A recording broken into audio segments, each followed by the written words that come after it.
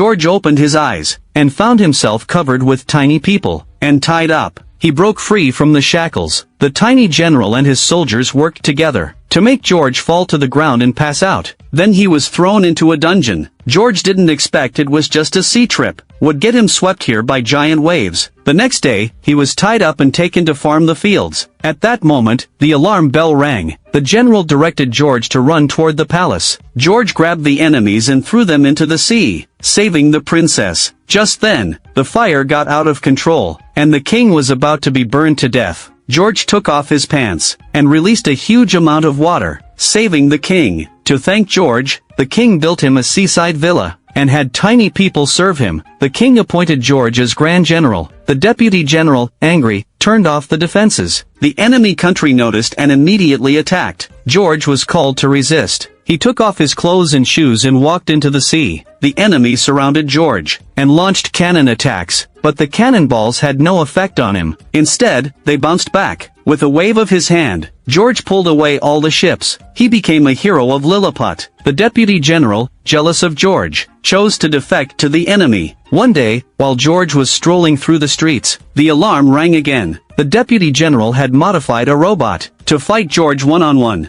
George tried to push the robot over but couldn't move it. When he tried to run, the robot grabbed him. In the end, George was exiled. He flew back using a paraglider, and fought the robot for a second time. Unexpectedly, he was knocked down by electricity. The tiny man slipped into the control room, and pulled out the power supply. George seized the chance to defeat the robot. In the end, the two tiny kingdoms reconciled under George's mediation.